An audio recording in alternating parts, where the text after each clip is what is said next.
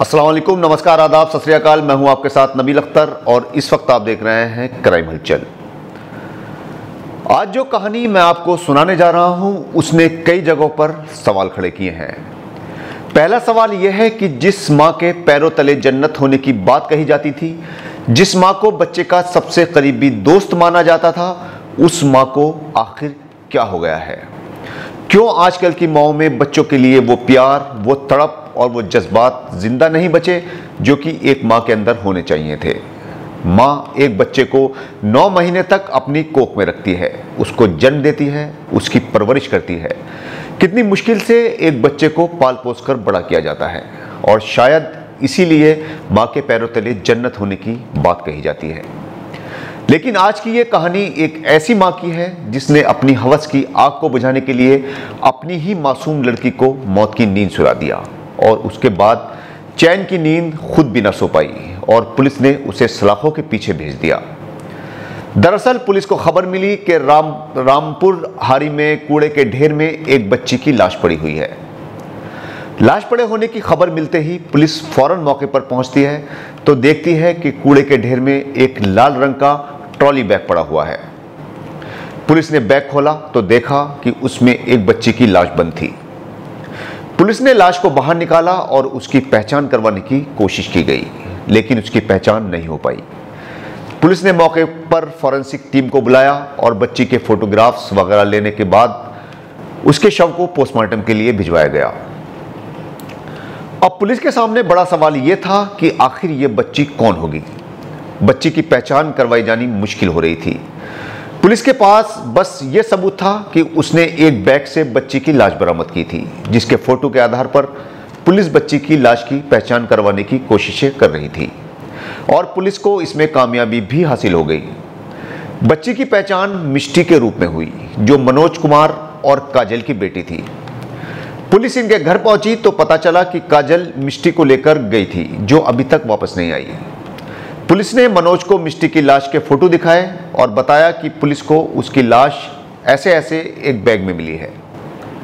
मिष्टी की लाश के फोटो देखते ही मनोज सिर थामकर वहीं पर बैठ गया। पुलिस ने मनोज से काजल का नंबर लिया और उसे फोन किया तो उसका फोन स्विच ऑफ आया। अब पुलिस की शक की सुई काजल की ओर घूम चुकी थी। पुलिस ने काजल की तलाश शुरू कर दी। मनोज ने पुलिस को बताया कि काजल अपने गहने और जरूरी कागजात लेकर गई थी। अब पुलिस के सामने बड़ा टारगेट था काजल को ढूंढना। पुलिस के सामने कई सवाल थे।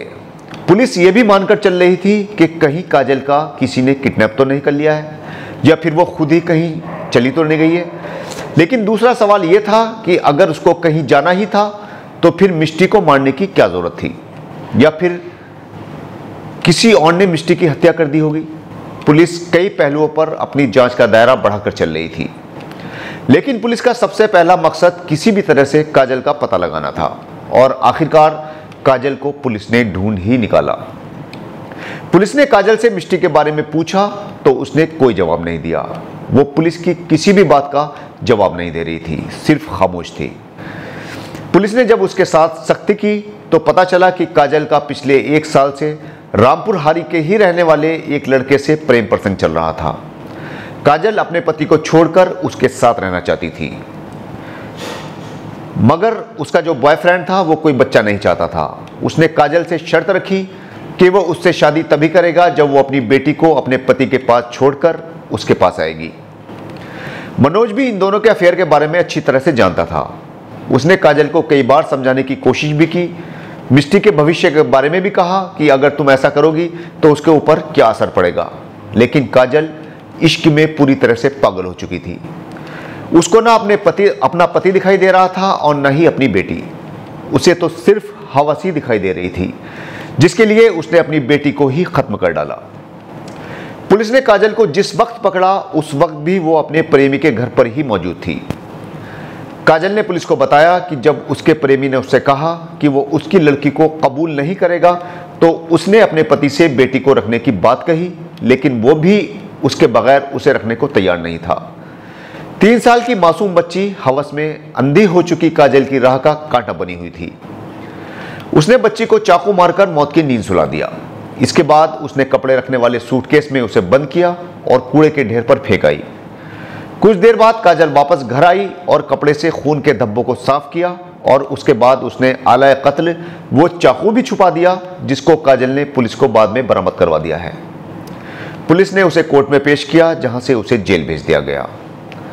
इस तरह से हवस में अंधी एक मां ने मां जैसे पाक और पवित्र रिश्ते को दागदार करते हुए अपनी 3 साल की मासूम बच्ची को मौत की नींद सुला दिया।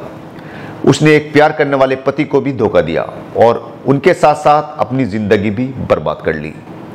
तो ये थी आज की कहानी। कल आपसे फिर मुलाकात होगी एक नई कहानी के साथ। तब तक अपना और अपने परिवार का अच्छे से ख्याल रखिए, खुश रहिए, मुस्कुराते रहिए और देखते रहिए क्राइम हलचल विद नवील अख्तर। जय हिंद।